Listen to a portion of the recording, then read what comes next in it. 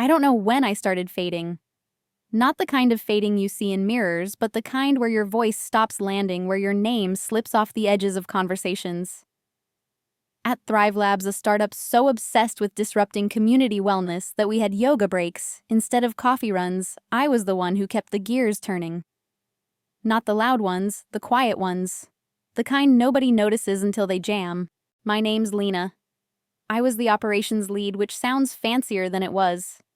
I didn't pitch to investors or dazzle at conferences. I made sure the app's backend didn't crash when 10,000 users signed up overnight. I tracked budgets so we didn't overspend on kombucha sponsorships. I wrote the onboarding docs that turned starry-eyed interns into functional coders. My work wasn't the kind you screenshot for LinkedIn. It was the kind that let everyone else do that. Thrive Labs called itself a family. Not the corporate buzzword kind, but the kind where our CEO Mara would cry during all-hands meetings about how we were building something bigger than ourselves. She'd hug you in the hallway, her lavender shampoo lingering like a promise. We believed her. I believed her. I'd stay up until 3 a.m. fixing server bugs, not because I was paid extra, I wasn't, but because Mara said we were changing lives. And I wanted to be part of that. But families don't blacklist you for asking who took your work.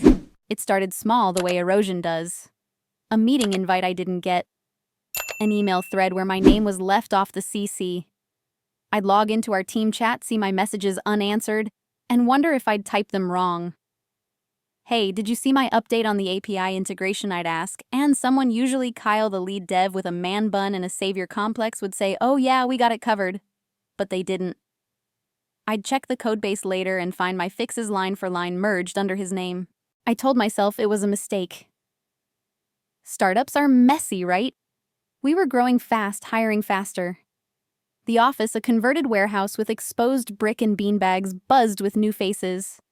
I'd been there 2 years longer than most, but I wasn't loud like Kyle or charming like Mara. I was the one who stayed late, who knew where the spare HDMI cables were, who remembered everyone's dietary restrictions for team lunches. I thought that mattered. Every Thursday at 11:14 a.m., I logged into the product roadmap meeting. Camera on, mic off.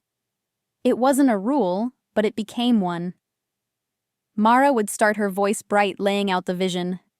Kyle would jump in pitching features I'd prototyped months ago. I'd wait for a pause a moment to say, actually, I built that workflow. But the pause never came. If I unmuted, someone would talk over me. If I typed in the chat, it scrolled past. Once I raised my hand physically like a kid in school. Mara smiled, nodded, and called on someone else. I'd sit there, my laptop screen glowing my face a pixelated square among 20 others, and feel my chest tighten. Not anger, not yet. It was something softer, like grief. I'd accepted the invite, carved out the time, prepared my updates. But I was there to listen, not to speak. My role was to nod, to witness, to disappear. The first crack came in October. We were prepping for a big investor demo, and I'd spent weeks streamlining the app's notification system. It was my baby clean code, user-tested, ready to scale. I'd shared the specs in a doc, tagged Kyle and Mara, even presented it in a roadmap meeting. Or tried to. Looks solid, Lena, Kyle had said, then changed the subject. The day of the demo, I walked into the office early. The team was huddled around a monitor, Mara beaming. This is it, she said. This is what sets us apart. I leaned in, expecting to see my notification flow. It was there, same logic, same triggers. But the presenter's notes said Kyle's feature. My name wasn't mentioned. Not once. I stood there, coffee mug warm in my hands, and felt the floor tilt. I wanted to say something to interrupt their laughter and point at the screen. That's mine. But Mara was already clapping, calling Kyle a genius. The team cheered. I turned back to my desk, my sneakers silent on the concrete floor. That night, I opened my laptop and checked the codebase. My commits were still there, time-stamped, undeniable. But the pull request was Kyle's. The documentation had his name.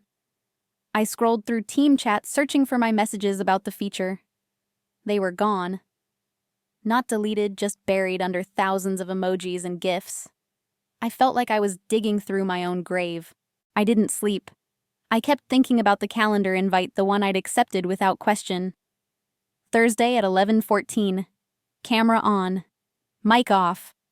I'd been so proud to be included, to be part of the family.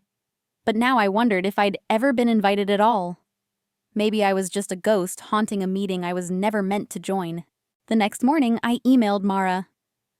Nothing accusatory, just careful. Hey, I noticed my name wasn't on the notification feature for the demo. I built most of it. Can we clarify for the team I hit? Send my heart pounding. She replied within minutes. Lena, you're amazing and we value you so much. Let's chat soon. Super busy with the investor push. Team effort, right? Team effort. I stared at the smiley face, its pixelated grin mocking me. I wanted to believe her. I wanted to believe it was a mistake, that Mara was just busy, that Kyle didn't mean to erase me. But the calendar invite for the next roadmap meeting was already in my inbox.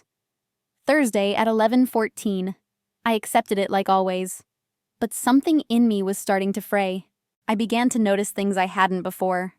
How Mara's hugs were reserved for the loud ones, the ones who posted about Thrive Labs on X with hashtags like Disrupt Wellness.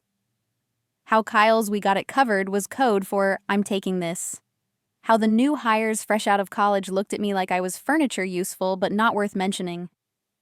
I'd walk through the office past the ping pong table and the kombucha tap and feel like I was dissolving. Not fired, not ignored, just unneeded. I started keeping a log, not out of spite but survival. Every time I fixed a bug, wrote a doc, or shared an idea, I screenshot it.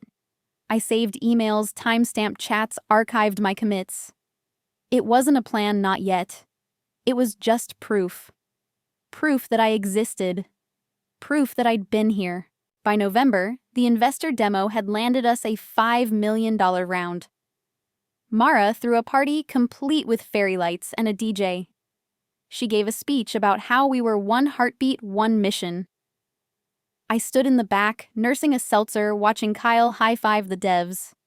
Mara called out names, the designers, even the intern who'd made the pitch deck. Mine wasn't mentioned. Not once. I went home early, my log heavier than ever. I opened my laptop, stared at the calendar invite for the next Thursday. 11:14 a.m. Camera on, mic off. I felt it then, clear as a bell. Something was wrong, and I might not be needed here anymore. I stopped eating lunch with the team. Not because I was sulking, but because I couldn't sit there smiling while Kyle recounted his wins.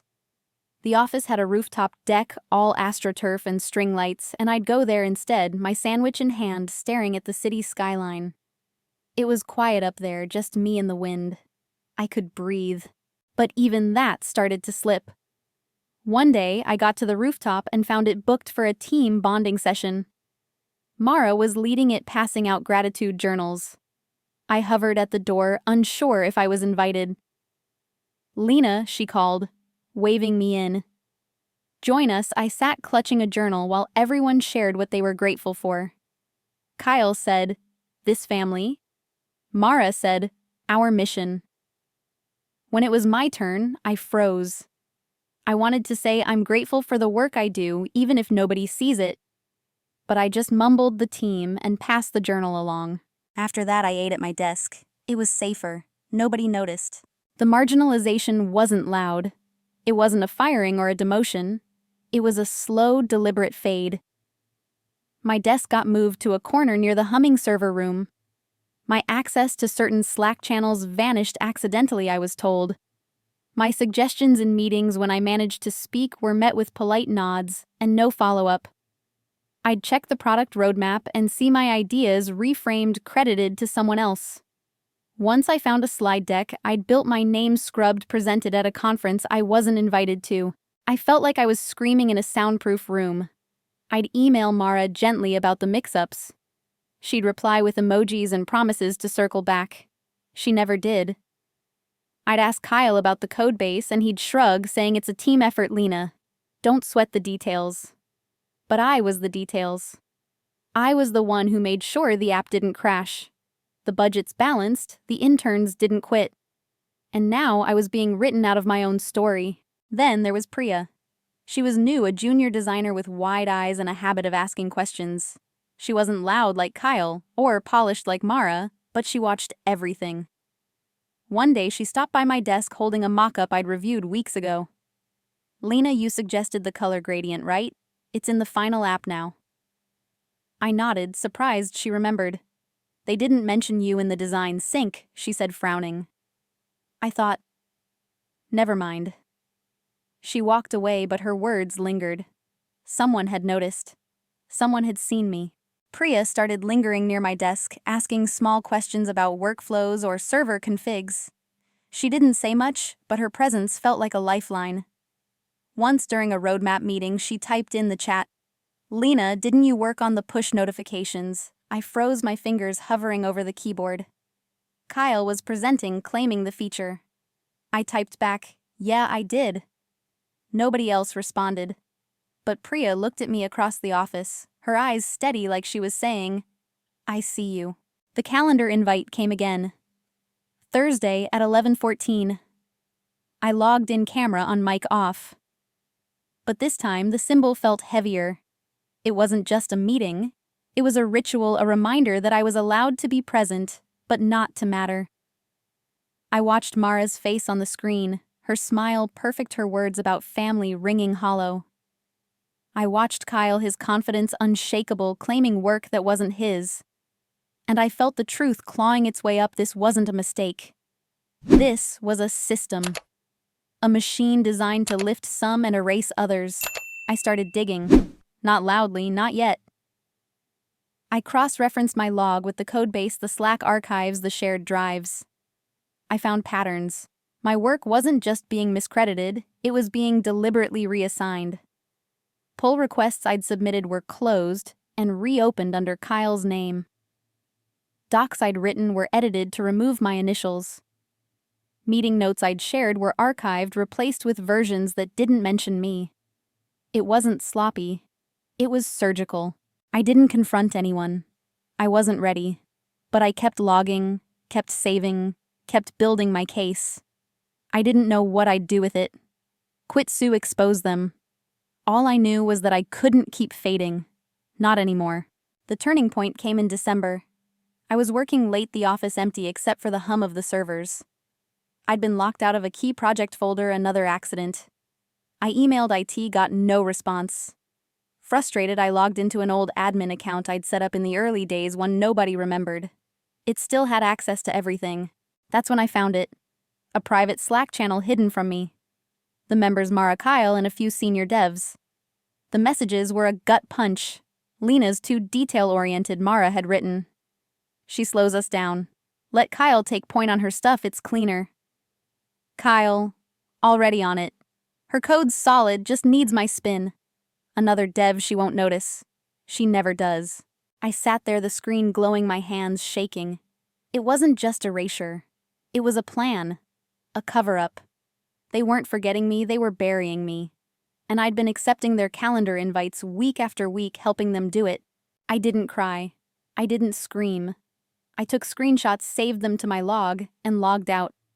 Then I opened my calendar and stared at the next invite. Thursday at 11:14. I hovered over the accept button, my finger trembling. I didn't click it. Not yet. I stopped logging into the roadmap meetings. Not out of defiance, but because I couldn't stomach it. The first Thursday I skipped, nobody noticed. No emails, no Slacks, no "Lena, where were you?" It was like I'd never been there. The second Thursday, Priya messaged me. "You okay? You weren't in the meeting." I replied, "Just busy." She didn't push, but her concern felt like a crack of light in a dark room. I kept working, kept logging, but I was quieter now. Not the quiet of defeat, but the quiet of someone building something. My log was massive, hundreds of screenshots, emails, commits, timestamps. It wasn't just proof of my work. It was proof of their lie. The lie that we were a family. The lie that loyalty meant staying silent. Priya started dropping by more often, her questions sharper. "Why isn't your name on the API docs?" she'd ask. "Didn't you set up the server configs?" I'd shrug, say team effort. but she wasn't buying it. One day she leaned in, her voice low. "Lena, I saw the commit history. Your code's everywhere. Why are you letting them do this?" I didn't answer. I couldn't. Not yet. The truth was, I was scared. Not of losing my job, I could find another. I was scared of losing the dream. The dream of Thrive Labs, of Mara's hugs, of being part of something bigger. I'd poured 2 years into this place, believed in it, stayed up nights for it. If I admitted it was a cage, what did that make me? A fool? A victim? I wasn't ready to face that. But the calendar invite kept coming. Thursday at 11:14. I didn't accept it anymore. I didn't decline it either. I let it sit there, a ghost in my inbox, a reminder of what I'd been and what I was becoming. Then came the twist. It wasn't a confrontation or a whistleblower moment. It was quieter, deeper. I was cleaning out my desk, not quitting, just decluttering, when I found an old notebook. Early days at Thrive Labs, when we were just 10 people in a co-working space. I'd jotted down ideas for the app, sketches of workflows, notes from brainstorms. My handwriting, my logic, my heart. I flipped through it and realized this was mine. Not Thrive Labs, not Mara's, not Kyle's. Mine. I went home and opened my log. I didn't just save it. I organized it. I turned it into a timeline, a story. Every feature I'd built, every bug I'd fixed, every doc I'd written. I added my notebook scans, my early ideas, the roots of the app. It wasn't revenge. It was reclamation. I was taking myself back. The next day I did something I hadn't planned. I posted the timeline on X. Not a rant, not a call-out. Just a thread, clean and factual. 2 years at Thrive Labs. Here's what I built. I linked the log, the screenshots, the notebook scans. I didn't tag anyone. I didn't need to. The truth was enough. The response was instant. Notifications flooded my phone, likes, retweets, DMs from strangers. "This is incredible. You built half their app. Why isn't your name on this?" By morning it had gone viral. Tech blogs picked it up. Ex-users tagged Mara and Kyle, demanding answers. I didn't read their replies. I didn't need to. Thrive Labs issued a statement, vague and corporate. "We value all contributions and are reviewing our processes." I didn't care. I wasn't after their apology. I was after my dignity. And I'd found it not in their words, but in mine. The last calendar invite came that Thursday. 11:14 a.m. I declined it. Then I posted one final update to my thread, the product roadmap, the one I'd written, the one they'd buried. My name was on it, clear as day. I didn't say anything else. I didn't need to. I didn't quit right away. I stayed a few more weeks, tying up loose ends, training Priya on the systems I'd built. She hugged me on my last day, whispering, "You're a badass." I laughed, the first real laugh in months. Mara avoided me. Kyle stopped coming to the office. The team was quieter, the fairy lights dimmer. I started freelancing, taking on projects that excited me. I didn't need a family anymore. I needed a purpose, and I'd found it in the work itself. The calendar invite was gone, replaced by a new rhythm, my own. I wasn't invisible anymore. I wasn't erased. I was Lena, and I was enough. I'd stopped believing in the fairy lights. The Thrive Labs office with its brick walls and kombucha tap felt like a stage set now, not a home. I still showed up, still did my work, but I wasn't chasing Mara's hugs or Kyle's approval anymore. I was there for me, for the code I wrote, the systems I kept running, the proof I was building in my log. My name might have been scrubbed from their decks, but it was etched in every line of the app's backbone. They couldn't erase that. The rooftop became my sanctuary. Nobody booked it during lunch hours, so I'd sit there, my laptop open, eating a sandwich while the city hummed below. I'd scroll through my log, screenshots, commits, emails, cross-checking timestamps, making sure every piece fit. It wasn't just a record anymore. It was a map showing me where I'd been and where they'd tried to bury me. I didn't know what I'd do with it yet. Part of me wanted to confront Mara, to shove the log in her face and watch her lavender-scented smile falter. But another part, the quieter one, just wanted to understand. Why? Why take my work and give it to Kyle? Why make me a ghost in my own life? The calendar invite still came every Thursday at 11:14 a.m. I didn't accept it anymore, didn't decline it either. I let it sit in my inbox, a blinking reminder of what I'd been, the girl who logged in camera on mic, off hoping to be seen. Now, when the meeting started, I'd watch the Slack channel light up with updates, Kyle pitching Mara, cheering the team, clapping like trained seals. I didn't need to be there to know my work was being repackaged. I'd see it later in a pull request or a slide deck, my code dressed up in Kyle's swagger. Priya was the only one who noticed I'd stopped showing up. She'd message me after the meeting, small things like they talked about the new user flow today.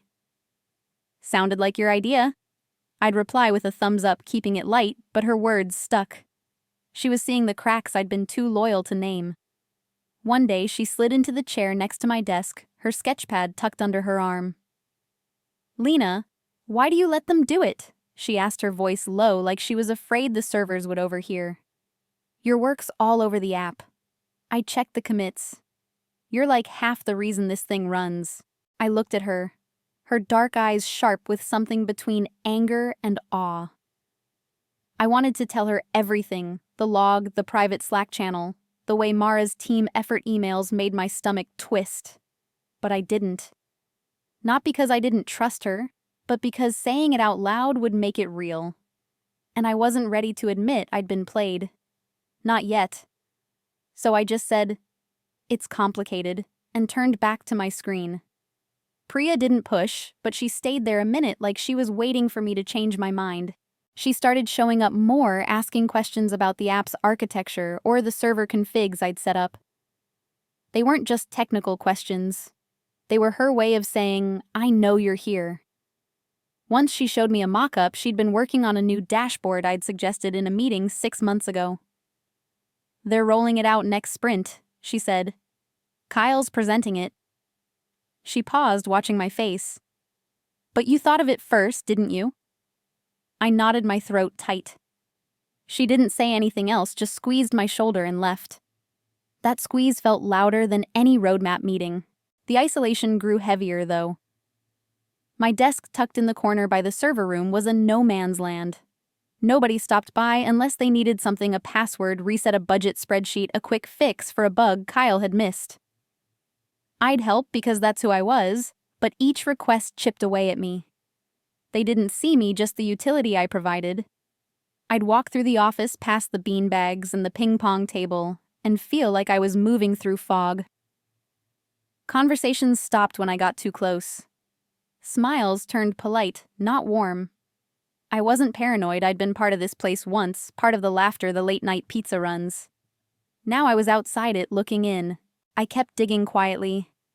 My old admin account was a goldmine. I didn't abuse it. I wasn't hacking or snooping for gossip.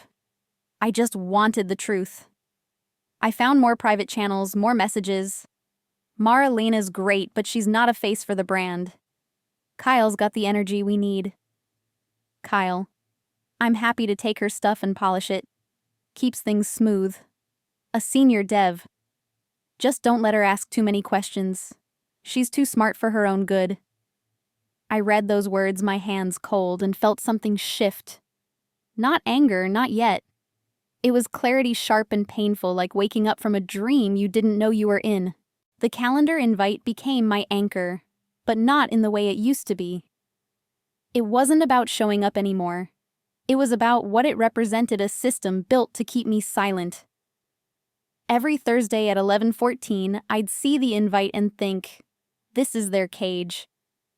Not just for me, but for anyone who didn't fit their script.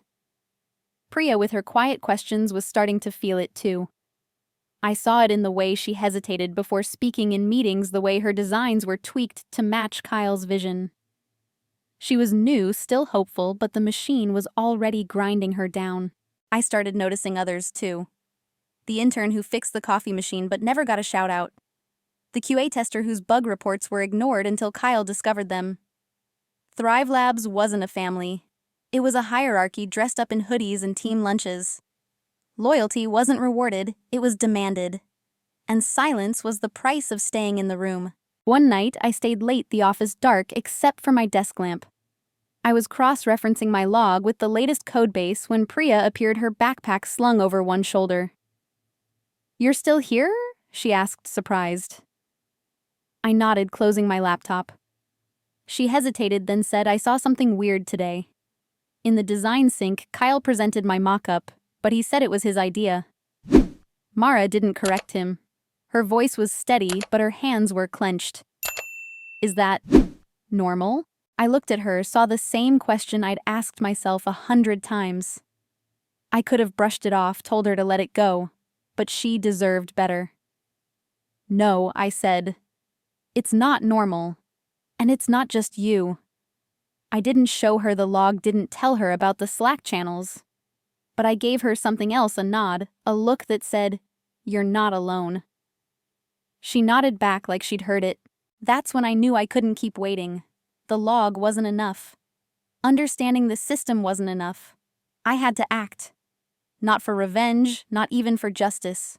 For me. For Priya. For the others who'd been erased or would be. I didn't have a plan yet, but I had a purpose. And that was enough to keep me going. The next morning, I started quietly shifting things. I didn't stop working. I was still the one who kept the gears turning, but I changed how I worked. I stopped sharing ideas in meetings, stopped sending detailed docs to the team. Instead, I saved everything to my log, time-stamped and secure. I still fixed bugs, still balanced budgets, but I didn't announce it. I let Kyle take credit, let Mara smile her lavender smile. But I was building something they couldn't touch, Priya noticed. She didn't say it outright, but she'd catch my eye across the office, a question in her glance. I'd smile just enough to say, "I'm okay. I'm working on it."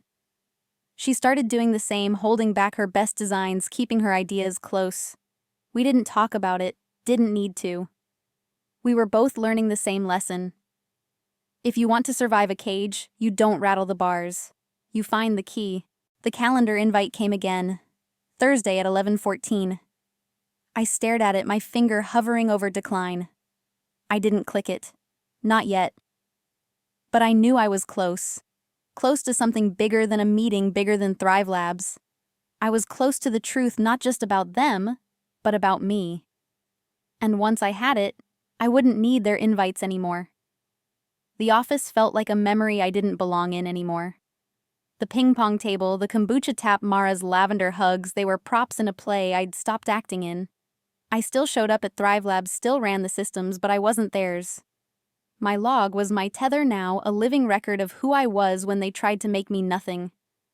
Every screenshot, every timestamp, every commit was a brick in a wall I was building, not to keep them out, but to hold myself up. Priya was my mirror. She didn't know about the log, not yet, but she was carving her own path. Her designs got quieter, sharper, saved for herself instead of the team. We'd exchanged glances across the office, a silent code. We're still here. She'd started skipping the roadmap meetings too, her absence as loud as mine. Nobody else noticed. Mara was too busy pitching to investors. Kyle too busy claiming the spotlight. The machine kept turning, but it was starting to creak. The calendar invite still came. Thursday at 11:14 a.m. I hadn't accepted one in weeks, hadn't declined either. They piled up in my inbox, a digital graveyard of promises I'd stopped believing. But they weren't just invites anymore. They were a symbol, a weight I'd carried for too long. Camera on, mic off. Be present, but don't exist. I'd let that define me, let it shrink me. Not anymore. I kept digging my old admin account, a skeleton key to their secrets. The private Slack channel wasn't the only one. There were others, locked rooms where Mara and Kyle rewrote the story of Thrive Labs. I found emails too, ones I was never meant to see. Mara to an investor. Kyle's our star. He's driving the innovation. Kyle to Maralena's stuff is gold, but I'll make it shine. Nobody needs to know. Each word was a cut, but not the kind that bled. The kind that woke you up. I wasn't angry. Anger would have been easier, louder. This was something else, grief maybe for the dream I'd bought into, mixed with a quiet fire. I wasn't going to scream or storm out. I was going to reclaim what was mine. Not their app, not their family. Me. It started with a notebook. I'd found it weeks ago, buried in a desk drawer, its pages filled with my early sketches for Thrive Labs. Workflows, ideas, scraps of code from when we were just a handful of dreamers in a co-working space. I'd forgotten how much of the app's heart came from me. Not Kyle's polish, not Mara's vision. My logic, my care. I spent a weekend scanning every page, adding them to my log. It wasn't just evidence. It was a map back to myself. Priya caught me at it one day, her eyes on my screen as I organized files. "What's that?" she asked, nodding at the notebook scans. I hesitated, then turned the laptop toward her. "The beginning," I said, before they rewrote it. She scrolled through, her face still, but I saw her jaw tighten when she hit a sketch of the notification system, my system, the one Kyle had claimed. "This is yours," she said, not a question. I nodded. She looked at me steady. "What are you gonna do?" I didn't have an answer then. Not a clean one. But her question lit something. I'd been collecting proof to survive, to prove I wasn't invisible. Now I saw it could be more. Not a weapon, not a bomb. A story. My story. I started shaping the log into something new. Not just a pile of screenshots, but a timeline. Every feature I'd built, every bug I'd fixed, every idea I'd shared. I linked the commits, the emails, the notebook scans. I wrote captions short and clear. March 2023, designed the notification flow. June 2023, fixed server crash during beta. August 2023, suggested dashboard layout. It wasn't emotional, wasn't bitter. It was true. And truth didn't need embellishment. Priya helped in her way. She didn't know the full plan, but she'd drop by with bits of her own proof mock-ups. She'd designed emails, she'd sent ideas, she'd pitched that Kyle had borrowed. "I'm keeping my own log now," she told me once, her voice low. "Just in case." I smiled, proud of her, but it hurt too. She was learning the same lesson I had. Trust was a luxury we couldn't afford. The twist came quietly, not in a meeting or a confrontation, but in a moment alone. It was late, the office empty, the servers humming like a heartbeat. I was finalizing the timeline, my laptop screen the only light. I'd been so focused on proving my work, I hadn't stopped to ask why it mattered. Not the app, not the startup, but me. Why had I stayed so long accepting invites I wasn't meant to join? Why had I let their silence define me? I opened the notebook scans again, my handwriting staring back. I saw a girl who'd believed in something bigger, who'd stayed up nights not for praise, but because she loved the work. That girl wasn't gone. She'd just been buried under their lies, their invites, their cage. The truth wasn't just in the log. It was in me. I'd built half their app, yes, but more than that, I'd built myself. And they couldn't take that. That's when I knew what to do. Not a lawsuit, not a public shaming. I wasn't after their ruin. I was after my freedom. I finished the timeline that night, saved it to a secure drive, and drafted a post for X. Not a rant, not a call-out. Just the truth laid bare. 2 years at Thrive Labs. Here's what I built. The link would point to the timeline, every piece of proof public, undeniable. I didn't tag Mara or Kyle. I didn't need to. The work would speak. I didn't post it right away. I sat with it, let it breathe. The next morning, I went to the rooftop, my sandwich in hand, and watched the skyline. The calendar invite had come again, 11:14 a.m. I pulled it up on my phone, stared at it. Camera on. Mic off. Be present but don't exist. I hit decline, my thumb steady. The weight didn't lift, not entirely, but it shifted. I wasn't theirs anymore. I posted the thread that afternoon. It was simple, clean, just the link and a sentence. "This is my work." I didn't check my phone after. I didn't need to. I went back to my desk, kept working, kept the gears turning. But I was working for me now, not them. The response came faster than I'd expected. By evening, my X notifications were a flood. Strangers retweeting, commenting, digging into the timeline. This is insane, she built their whole backend. Why isn't her name on this Thrive Labs explain? Tech bloggers picked it up, dissecting the log, praising the clarity. Someone found my notebook scans, called them the soul of the app. I didn't read it all.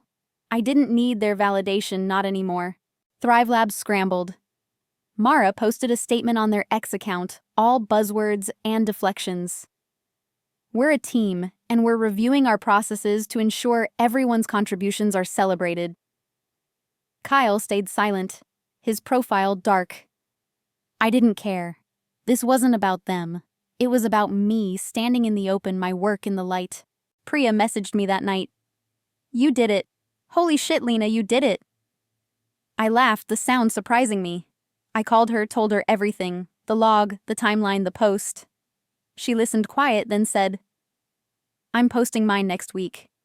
Not as big as yours, but it's mine. I told her I'd be there retweeting, cheering. She wasn't alone. Neither was I. I stayed at Thrive Labs a little longer, not because I owed them, but because I wanted to leave on my terms. I trained Priya on the systems, handed over the keys to the back end. Mara avoided me, her hugs gone cold. Kyle stopped showing up, his desk empty. The office felt different, the fairy lights dim, the kombucha flat. The machine was still there, but it wasn't mine to fight anymore. I left in January, a freelance contract already lined up. The work was smaller consulting for startups building apps from scratch, but it was mine. No invites, no cages. Just code clean and true, and clients who said my name when they thanked me. The calendar invite was gone, but it lived in me, transformed. Not a weight, but a reminder I'd been invisible. But I'd found my way out. Not with a shout, but with a story. My story. And when I declined that last invite, I wasn't just saying no to Thrive Labs. I was saying yes to myself. I check X, sometimes see Priya's thread still gaining traction. See others from Thrive Labs starting to speak. The log is public now, a resource for anyone who needs to prove they exist. I don't need to check it anymore. I know who I am. I'm Lena, and I'm enough.